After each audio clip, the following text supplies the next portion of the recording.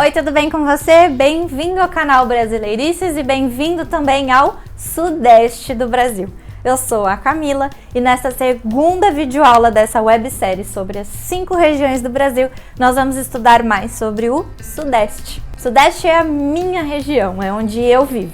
Eu moro em São Paulo e aqui no Sudeste nós temos várias paisagens diferentes também, mas muitas delas vocês já devem conhecer, porque aqui está o Rio de Janeiro, uma das cidades mais conhecidas mundialmente. A região Sudeste é o principal centro financeiro do país e eu tenho certeza que vocês vão aprender muita coisa sobre economia, vegetação, clima, fauna e flora. Eu tô super empolgada para a gente começar essa videoaula. Eu já quero que vocês me falem aqui embaixo nos comentários quais cidades do Sudeste vocês conhecem. Conhecem porque já foram ou porque já ouviram falar em livros, internet, nas aulas de português. Então, vamos lá?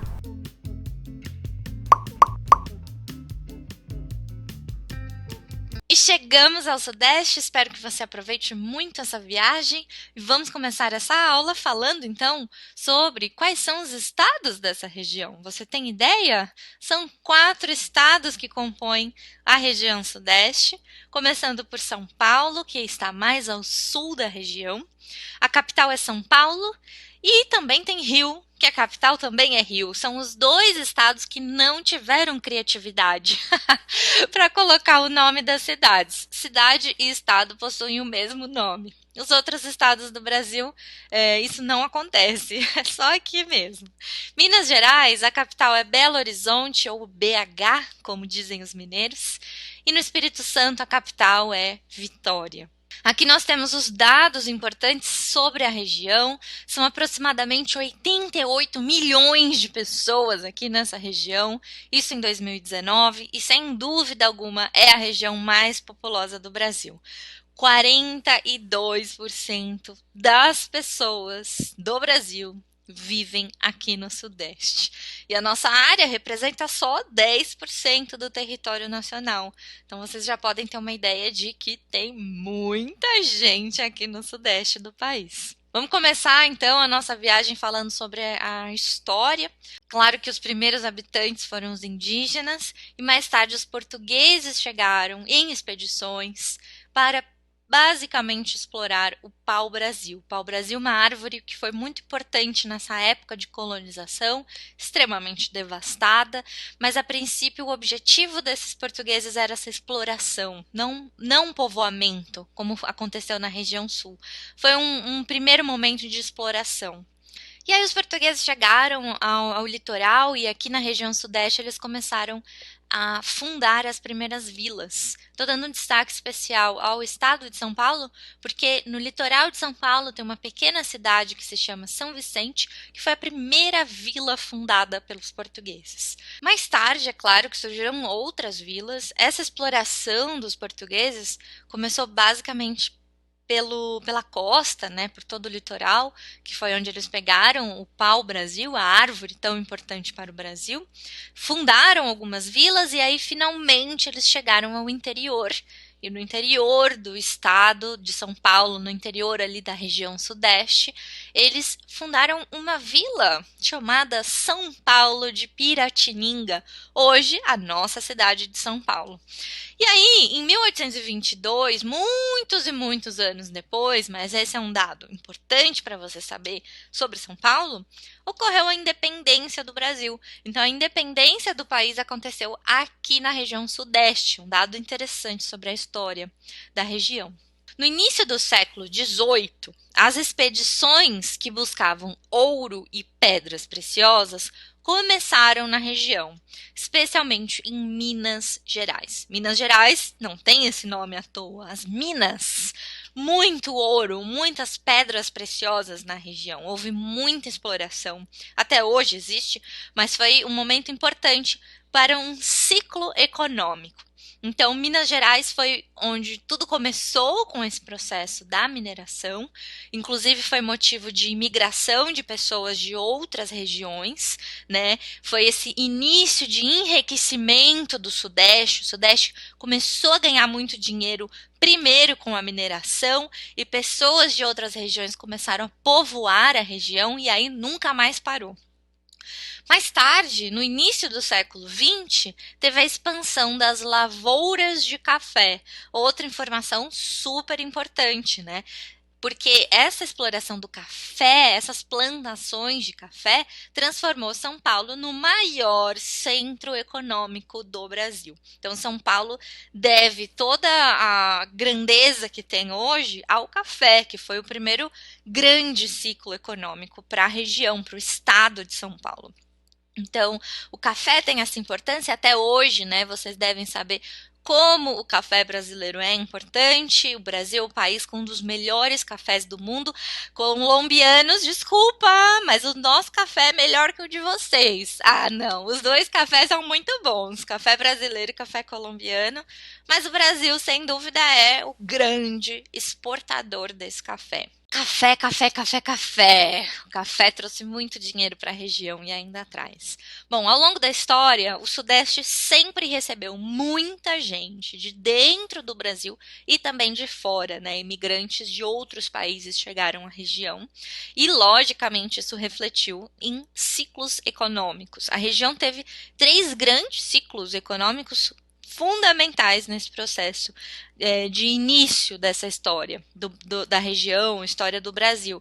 Então, a extração do pau-brasil, que foi um primeiro ciclo econômico muito importante, o ciclo do ouro, que começou lá em Minas Gerais, e também o ciclo do café, né? Então, foi ainda é uma região de muito dinheiro, mas foi uma região de importantíssimos ciclos econômicos. Então, vamos falar sobre economia, né?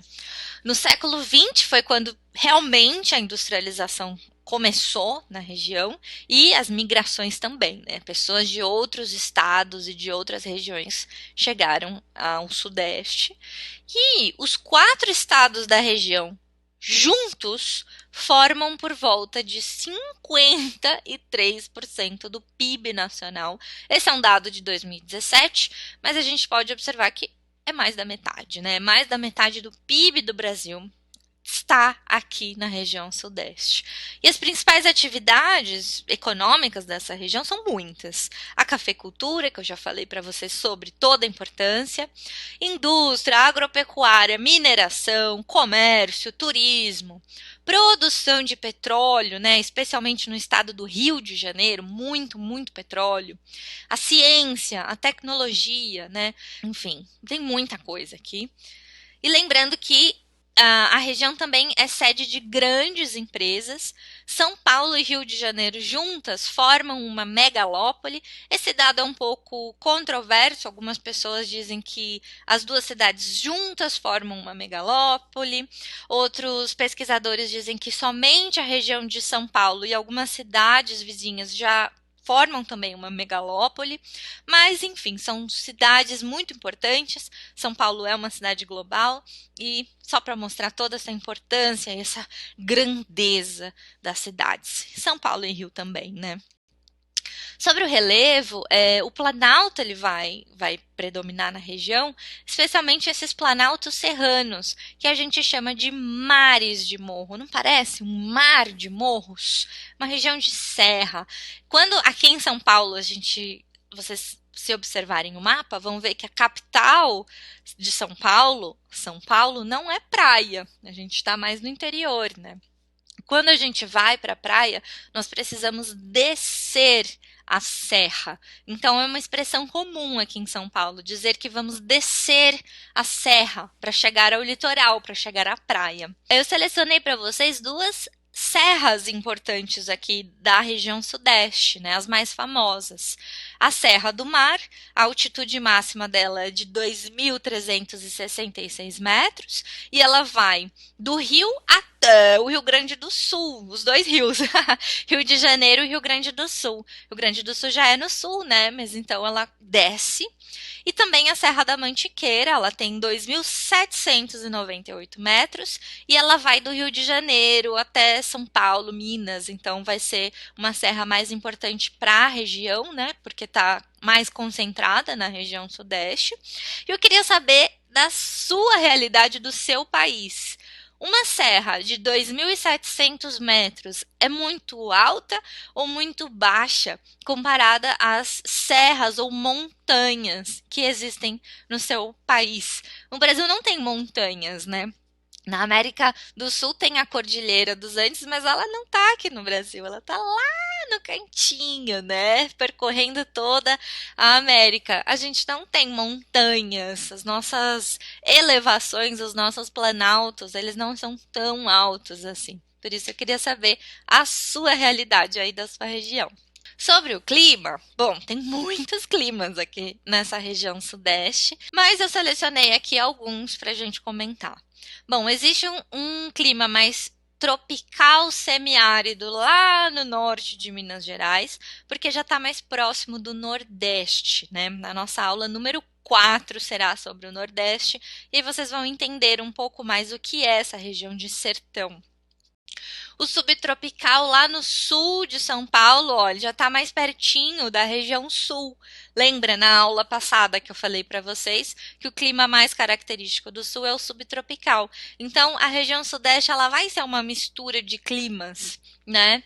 Porque a gente está aqui entre duas regiões importantes, o sul e o centro-oeste com o nordeste. Então, vai ser uma mistura mesmo. A gente também tem um clima tropical de altitude nas áreas mais altas, tem várias regiões mais altas aqui na região sudeste, e climas mais úmidos perto do litoral, claro, né, nas praias. Bom, a Mata Atlântica, que é um bioma muito importante da região, eu vou falar para vocês daqui a pouquinho. Lá na Mata Atlântica, o clima ele vai ser quente, úmido, com uma média anual de 22 graus. Bom, vamos então falar um pouquinho mais sobre essa Mata Atlântica. A Mata Atlântica ela é um bioma do Brasil muito importante para o Brasil. 15% do Brasil tem Mata Atlântica. Também pega um pouquinho do Paraguai e da Argentina. Em todo o Brasil, ela vai ocupar 17 estados. Em 17 estados do Brasil tem Mata Atlântica. Eu preferi falar dela aqui na região sudeste porque ela está bem presente. Bom, eu falei que ela está presente em 17 estados, mas atualmente essa presença ela é muito fragmentada. Um dado triste, mas muito importante para falar para vocês, é que a Mata Atlântica ela é um bioma que está sendo extremamente ameaçado. Esse termo é uma palavra em inglês chamada hotspot, ou hotspot, como os brasileiros dizem. No Brasil, existem 2 biomas que são considerados hotspots. O que é um hotspot? O hotspot são áreas de grande e enorme biodiversidade no mundo que têm sérios riscos de extinção. São biomas que estão sendo extremamente ameaçados e devastados. O Brasil tem 2 biomas que estão nessa lista dos hotspots em todo o mundo. A Mata Atlântica e também o Cerrado, que é o bioma que nós vamos falar na aula número 3 sobre o Centro-Oeste. A Mata Atlântica, durante toda a história da colonização, desde o começo, ela foi extremamente explorada, extremamente devastada, porque a gente está aqui no litoral, né? Os portugueses chegaram pelo litoral. E a Mata Atlântica presente em todo o litoral do Brasil, agora não mais, né? Resta pouquíssimo. O número de Mata Atlântica que resta no Brasil é um valor um pouco controverso, mas, gente, não resta quase nada. Aqui no Sudeste é onde ela está um pouquinho mais, mas enfim. Ela vai se estender do Rio Grande do Sul ao Rio Grande do Norte, como eu falei para vocês, e muito devastada ao longo da história devido a muitos fatores, os principais: urbanização e industrialização, né? Lembrando que os portugueses, a principal coisa que eles pegavam aqui era o pau-brasil. Eles usavam esse pau-brasil para a construção de muitas coisas, entre elas os navios. E foi a região com mais presença de população, de desenvolvimento, e infelizmente quem paga por todo esse desenvolvimento é a natureza. Então a Mata Atlântica é extremamente devastada. O Cerrado ele também vai aparecer aqui na região sudeste, mas lá no interior, e a Caatinga também, lá no norte de Minas, que é um local mais próximo do sertão. Não se preocupem, porque nós vamos falar mais sobre Cerrado e Caatinga nas próximas aulas. Nas regiões de serra, onde é mais frio e alto, temos a Mata das Araucárias, né, ou Floresta das Araucárias, que a gente falou na aula sobre o sul, né, como tá ali quase no sul, nessa região também vai ter um pouco de Mata das Araucárias. Vamos falar sobre a fauna e flora. Deixa eu tirar minha foto na frente do mico-leão dourado, um animal muito importante para a gente aqui. Bom, deixa eu começar pela Mata Atlântica, né, que é o que eu vou me concentrar aqui, porque a Mata Atlântica ela tem uma das maiores biodiversidades da Terra. 7% das plantas de todo o mundo estão na Mata Atlântica. Mas como é um dos biomas mais ameaçados mundialmente, a gente tem sérios problemas com isso. Na Mata Atlântica, existe cerca de 20 mil espécies vegetais, muita bromélia, o pau-brasil, que eu já falei para vocês, palmito jussara, ipê. Vão lá no Google pesquisar todas essas árvores, toda essa vegetação, que é belíssima. Temos 300 espécies de mamífero, como o mico-leão dourado, nosso amiguinho que está aqui. Bugio, macaco prego, são alguns macaquinhos que a gente tem na Mata Atlântica. E eu quero falar um pouquinho sobre o mico. O mico, ele é um animal exclusivamente brasileiro. Ele só existe no Brasil. E eu tô aqui com uma nota de R$ 20, porque eu queria mostrar para vocês o animalzinho que está na nota de R$ 20. É o mico, a nossa homenagem a ele. Tem um vídeo aqui no canal falando sobre curiosidades do real, a moeda oficial do Brasil. Vocês podem visitar lá depois dessa aula. E aqui está o mico, então, na nossa nota de R$ 20, porque realmente só existe no Brasil. Existem cerca de 1.000 aves e 150 répteis. Um deles é o jacaré do papo amarelo. Tem bastante jacaré aqui no Brasil, como vocês vão ver nas próximas aulas. Falando sobre a hidrografia, a água do Sudeste, a gente tem importantes rios. Lá em Minas Gerais, a gente tem o Rio São Francisco, que é onde ele nasce e depois vai para o Nordeste, mas é em Minas que o Rio São Francisco nasce. Em São Paulo tem um rio muito famoso também, que é o Rio Tietê. Atualmente, na cidade de São Paulo, ele não é muito limpo, é um rio bastante sujo, infelizmente, mas no interior ele já vai ser mais bonito, como por exemplo aqui nessa foto. E uma curiosidade muito interessante sobre o Rio Tietê é que ele atravessa quase que todo o estado de São Paulo, por isso ele foi importante na época da colonização, porque é um rio que não vai para o mar, ele é um rio que vai para o interior. Por isso ele foi importante na época da colonização, né? Os portugueses, os bandeirantes, eles não iam para o mar, eles já conheciam as coisas que tinham lá no Oceano Atlântico, eles queriam entrar. Então o rio levou esse povo para colonizar, para povoar, para o interior do estado. Sobre a cultura, bom, é muito interessante falar sobre a cultura no Sudeste, porque a diversidade cultural é muito grande aqui, principalmente porque tem muita gente, tem muitas pessoas na região, então a gente tem uma mistura bastante interessante. São Paulo, ela é a cidade com a maior comunidade japonesa fora do Japão, e não só isso, também temos uma comunidade muito grande de italianos. Os italianos foram muito importantes para a região, libaneses, há muito libaneses aqui, árabes, então comunidades de outros países e de outras regiões que são extremamente presentes na capital de São Paulo. São Paulo. Então, é uma cidade global, é uma cidade internacional. O carnaval e as festas juninas são muito populares em toda a região. O Rio de Janeiro, vocês com certeza conhecem o famoso Carnaval do Rio. Carnaval de São Paulo também, ele é muito importante. Minas, Espírito Santo, nos 4 estados são festas importantes. As festas juninas, que estão presentes em todo o país, e no Sudeste tem uma força grande. E outras festas também, festas mais cristãs, católicas, como a festa a Folia de Reis e a festa do Divino Espírito Santo. São festas que aparecem mais no interior. Grandes cidades, geralmente essas festas não são tão populares.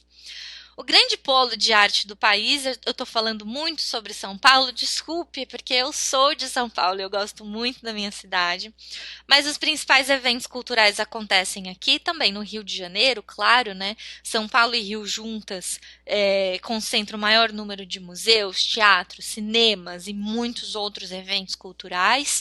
Eu acho isso muito interessante porque eu estou aqui, mas também é um dado triste, porque o Brasil é muito grande. Eu sou da opinião que esses eventos culturais deveriam estar mais distribuídos pelo país, né? Quem mora em São Paulo tem muita sorte por ter muito acesso à cultura, museus, ainda sendo um país tão desigual, né? A gente sabe que a maioria das vezes a cultura ela vai ser mais direcionada e concentrada para as classes mais altas, e se isso acontece em São Paulo e no Rio, imagine nos estados mais pobres do país. Então, esse é um grande problema também. Eu acho que tudo deveria ser mais espalhado, mais menos concentrado no Sudeste, a coisa deveria ser mais espalhada. A maioria dos voos internacionais chegam ao Brasil por São Paulo e também pelo Rio. Você, que é estrangeiro, que vive em outro país, você já veio para o Brasil? Em qual aeroporto você chegou? Você veio do seu país até onde? São Paulo, Rio? Ou você foi para outro estado do país? 2020, esse ano, o ano que eu estou gravando esse vídeo, o Carnaval de Rua de São Paulo foi o maior de todo o Brasil. Foi uma festa grande, viu? Foi legal, foi muito bom.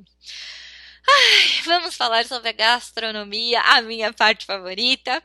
Lógico que é impossível não falar do pão de queijo, eu acho que é uma das minhas comidas favoritas de todo o Brasil. O pão de queijo nasceu em Minas Gerais, então é sim uma comida do Sudeste. O doce de leite também está bastante presente em Minas, interior de São Paulo. E tem outras comidas aqui que vocês podem pesquisar no Google Imagens, o virado à paulista, tutu de feijão, o pastel tem uma origem um pouco controversa, tem vídeo aqui no canal Brasileirice sobre o pastel, sobre as feiras livres, você pode conhecer depois.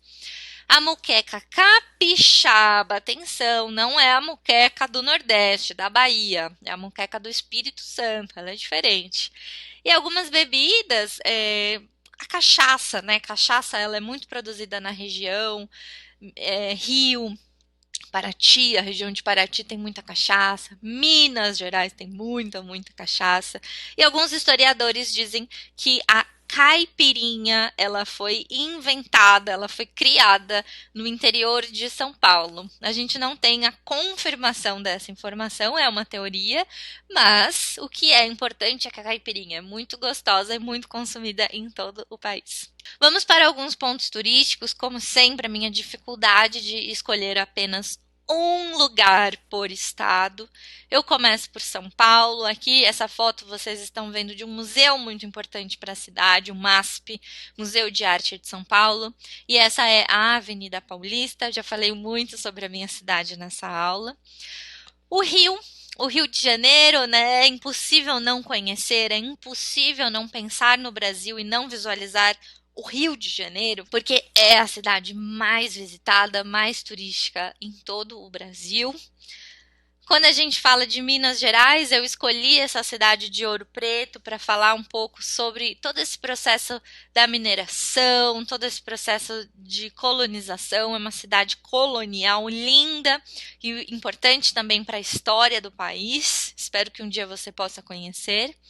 E Vila Velha, no Espírito Santo. O Espírito Santo tem praias lindíssimas, então vale a pena também conhecer. Geralmente as pessoas conhecem pouco sobre o Espírito Santo, mas é um estado lindo também, muito importante. Aqui estão as fontes que eu consultei para preparar essa videoaula para vocês e também todas as fontes das imagens utilizadas. Isso é tudo que eu queria mostrar para vocês sobre a região Sudeste, esse resumo dos aspectos mais importantes. E agora a aula não acabou e a gente vai conversar com a professora Bárbara. A Bárbara, ela é de Minas Gerais. Eu quis muito escolher uma pessoa que não fosse nem de São Paulo e nem do Rio de Janeiro para conversar com vocês. São Paulo, vocês já me conhecem, vocês já sabem como é o jeito que eu falo, vocês já conhecem muito sobre a realidade de São Paulo aqui no canal, porque é onde eu estou. Imagino que Rio de Janeiro vocês também conheçam mais pessoas, youtubers, vídeos sobre as pessoas do Rio de Janeiro. Então foi muito importante para mim escolher uma pessoa de Minas, que é um estado que eu amo o sotaque mineiro, e foi esse motivo que eu convidei a professora Bárbara para falar um pouco sobre a região dela, para falar sobre Minas Gerais. Tenho certeza que você vai gostar, então vamos ouvir a Bárbara. Oi, eu sou a Bárbara, sou professora de português da cidade de Belo Horizonte, que fica no estado de Minas Gerais. O estado de Minas Gerais, como a professora Camila falou, faz parte da região sudeste do Brasil. Nós chamamos as pessoas que nascem em Minas Gerais de mineiros. A professora Camila também falou sobre o famoso pão de queijo. Realmente, Minas Gerais é conhecida como a terra do pão de queijo, uma das gastronomias mais apreciadas por nós mineiros. Mas também a gente tem outros tipos de pratos típicos, como feijão tropeiro, quiabo com moranga, angu, caldo de feijão, caldo de mandioca e a famosa sobremesa goiabada com queijo. Minas Gerais é um estado com muitas montanhas, cachoeiras, grutas, com uma vegetação que tem influência de várias regiões do Brasil. Temos uma mistura de Mata Atlântica com Cerrado e a Caatinga. Há um museu próximo da cidade de Belo Horizonte que representa muito bem esta mistura de vegetações. É chamado de Inhotim. Inhotim é um museu de arte contemporânea considerado como um dos maiores museus a céu aberto do mundo. Minas Gerais tem cidades muito importantes também, outras cidades além de Belo Horizonte. A cidade de Ouro Preto e Mariana, que são cidades no estilo colonial e que ficou conhecida pela descoberta do ouro. A cidade de Diamantina também é uma cidade no estilo colonial e ficou conhecida pela descoberta do diamante. E a cidade de Cordisburgo é a cidade de um dos nossos maiores escritores mineiros, a cidade onde nasceu o escritor Guimarães Rosa e escreveu lindas histórias. Agora falando um pouco sobre o sotaque mineiro, o famoso mineirês, há palavras e expressões no sotaque mineirês que representam muito bem o nosso sotaque. E uma das palavras é a interjeição uai.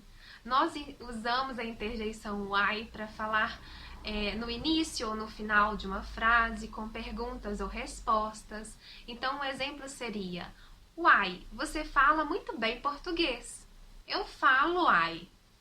A expressão nó é uma outra expressão que usamos muito, que é quando a gente está numa situação de espanto. Por exemplo, nó, está chovendo muito hoje. Nó é uma abreviação da expressão Nossa Senhora. Outra palavra também muito característica do vocabulário mineiro é a palavra trem, que pode significar transporte e também qualquer coisa em geral, e pode ser substituído também pela palavra coisa. Então, o exemplo seria: o trem chega às 11, estou com vontade de comer um trem bom hoje. Temos também o verbo arredar. O verbo arredar significa chegar um pouco para distante, ficar um pouco longe. E um exemplo com o verbo arredar seria: arreda um pouquinho para trás, por favor. Agora, com relação aos diminutivos, é comum nós mineiros trocarmos o inho por in. Então, palavras como cafezinho, é comum a gente falar cafezinho, chazinho, chazim, limpinho, limpim. E para terminar, eu não poderia deixar de falar sobre os mineiros comerem parte das palavras. Então é muito comum, como palavras, por exemplo, como pão de queijo, a gente pronunciar pão de queijo, sem falar a vogal I. A palavra série, é muito comum a gente falar série. Não pronunciamos a vogal E final. A palavra pouco, a gente fala pouco, quero um pouco de açúcar, por favor. Não pronunciamos a vogal U. E para terminar, eu gostaria de dizer uma palavra que representa, que resume para mim Minas Gerais e a cidade de Belo Horizonte, que é a palavra montanha, porque a nossa terra é rodeada por montanhas, que formam uma paisagem muito bonita e faz com que o pôr do sol seja muito especial. Além disso, as montanhas para mim representam a vida. A vida é feita de altos e baixos, subidas e descidas, alegrias e tristezas. Espero então que vocês tenham gostado de saber um pouquinho mais sobre algumas curiosidades do sotaque mineiro e de Minas Gerais. Eu agradeço a professora Camila pelo convite em participar deste vídeo. Então, muito obrigada. Tchau, tchau. E aí, o que vocês acharam sobre Minas Gerais? Muito obrigada, Bárbara, por aceitar esse convite. Eu adorei tudo que você falou e o que é mais legal para mim é o sotaque mineiro. Vocês acham muito diferente o sotaque da Bárbara comparado ao meu sotaque? Eu devo confessar que o sotaque mineiro, sem dúvida alguma, é um dos meus favoritos. Também adorei que a Bárbara falou sobre Inhotim. Inhotim, sem dúvida alguma, é um lugar que, se você estiver em Minas, você precisa conhecer. Eu já conheci Inhotim e realmente é um museu meio parque que mistura arte com arquitetura, com vegetação, é uma coisa maravilhosa que depois vocês podem procurar no Google, tenho certeza que vocês vão se surpreender. Eu também adoro o jeito dos mineiros de fazer o diminutivo, fica tudo mais bonitinho com esse sotaque e com esse jeitinho mineiro, ou melhor, com esse jeitinho mineiro. Se você quiser ter aula de português com a Bárbara, os contatos dela também estão aqui embaixo na descrição do vídeo. E se você estiver na região de Portugal, a Bárbara está por lá. Então, se quiser fazer uma aula presencial com ela, é só ir lá para Portugal, Lisboa, e procurar a Bárbara. E foi essa a região sudeste. Se você quiser ter acesso ao e-book Viajando pelo Brasil, as 5 regiões, o link para compra está aqui embaixo na descrição do vídeo. Lá você pode ter acesso ao e-book com as 5 regiões aqui dessa websérie e também você pode acessar os 5 PowerPoints que eu estou utilizando nessas videoaulas. A gente se vê amanhã, porque amanhã é dia de conhecer um pouco mais sobre o Centro-Oeste. Tchau, tchau! Até amanhã!